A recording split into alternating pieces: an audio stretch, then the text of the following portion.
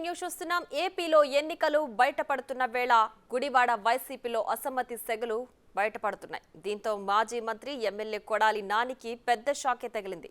Gudivada YCP అభ్యర్థిగా ఎంపిక కాబోతున్న హనుమంతరావుకు శుభాకాంక్షలంటూ ప్రధాన కూడలలో బ్యానర్లు వెలసాయి. వైసీపీ జిల్లా ఉపాధ్యక్షుడు మండలి హనుమంతరావుకు సీఎంఓ నుంచి పిలుపు వచ్చిందంటూ గుసగుసలు వినిపిస్తున్నాయి. అటు సోషల్ మీడియాలోనూ ప్రచారం జోరుగానే ఉంది. వైఎస్ఆర్ కుటుంబానికి వీర విధేయుడిగా హనుమంతరావుకు గుర్తింపుంది. పట్టణంలో ఏర్పాటు చేసిన బ్యానర్లతో రాజకీయ వర్గాల్లో చర్చ మొదలైంది.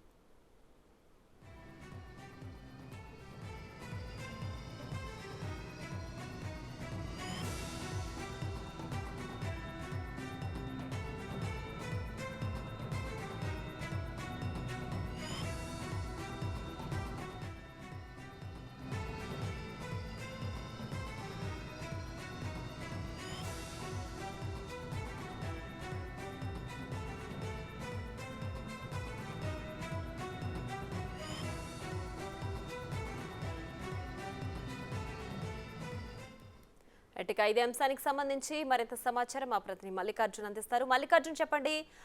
హనుమంతరావుకి సీఎంఓ నుంచి పిలుపు వచ్చినట్లుగా తెలుస్తోంది. మరి ఇప్పుడు కొడాలి నాని సంగతి ఏంటి? దీనిపై పూర్తి డీటెయిల్స్ ఏంటి?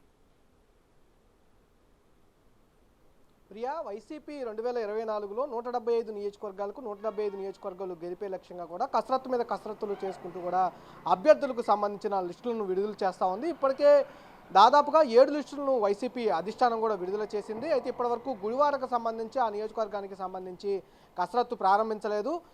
కొద్ది 2 రోజుల క్రితం నుంచి కసరత్తు గుడివాడ నియోజకవర్గం మీద కూడా సీఎం జగన్మోహన్ రెడ్డి దృష్టి పెట్టినట్టు కూడా తెలుస్తూ ఉంది. ఈ నేపథ్యంలోనే అక్కడ సిట్టింగ్ ఎమ్మెల్యేగా ఎవరైతే ఉన్నారో కొడాలి నానికి కాకుండా వేరే అభ్యర్థిని తెరమైకి తీసుకొస్తా ఉన్నారు. ఇప్పటికే అక్కడ పనిచేస్తున్న ఎవరైతే జిల్లా ఉపాధ్యక్షుడు పదవిని పనిచేస్తున్న హనుమంతరావు అనే వ్యక్తిని సీఎంఓ నుంచి పిలుపు వచ్చినట్టుగా కూడా తెలుస్తూ ఉంది. అతను సన్నిహితుల వద్ద కూడా సీఎంఓ నుంచి తనకు కాల్ వచ్చినట్టు కూడా చెప్తా ఉన్నారు. ఈ నేపథ్యంలోనే రాత్రి దాదాపుగా బ్యానర్లు మొత్తం, అంటే సీఎంఓ నుంచి పిలుపు వచ్చిన తర్వాత బ్యానర్లు మొత్తం హనుమంతరావుకి గుడివాడ అభ్యర్థిగా 2024లో వైసీపీ అభ్యర్థిగా ప్రకటించబోతా ఉన్నారు అంటూ శుభాకాంక్షలు తెలియజేస్తూ కూడా హనుమంతరావు పేరు మీద కూడా బ్యానర్లు గుడివాడ నియోజకవర్గం మొత్తం కూడా ఏర్పాటు చేయడం జరిగింది. ఈ నేపథ్యంలోనే గుడివాడలో ఎవరైతే సిట్టింగ్ ఎమ్మెల్యే దాదాపుగా 4 సార్లు గుడివాడ నియోజకవర్గంలో కొడాలి నాని గెలుపొందారు.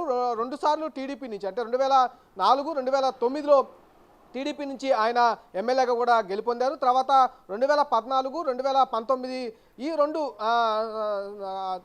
5-10 సంవత్సరాల పాటు కూడా వైసీపీ నుంచి ఆయన అభ్యర్థిగా గెలుపొందారు. అలాగే 2019 నుంచి ఆయన దాదాపుగా 3 సంవత్సరాల పాటు మంత్రిగా కూడా పనిచేశారు.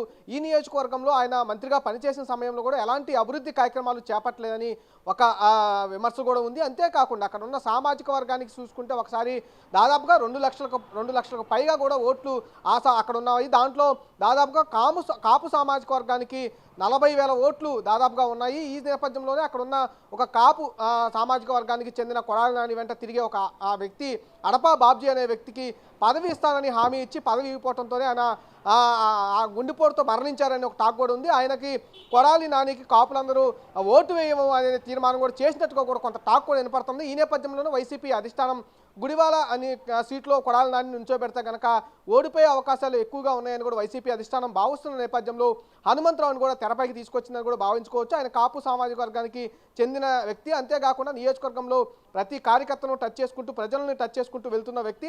ఏ సమస్య వచ్చినా తాను ముందుంటానంటూ నడిపించే వ్యక్తి అంటూ కూడా ఆయనకి కొంచెం పేరు ఉంది. అంతేకాకుండా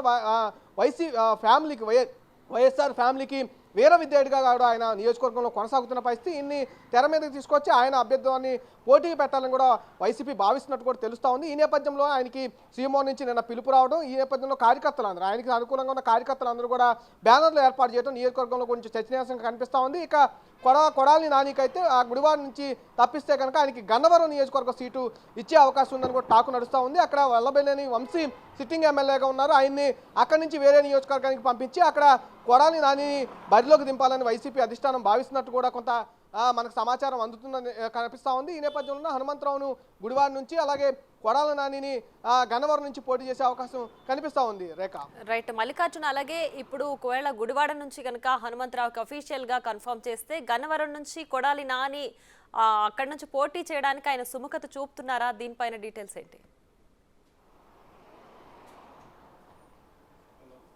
అదే కొడాలి నాని ఖచ్చితంగా పార్టీకి విధేయుడిగా ఉంటానని చెప్పి కూడా మొదటి నుంచి ఆయన చెబుతున్న పరిస్థితి కనిపిస్తూ ఉంది.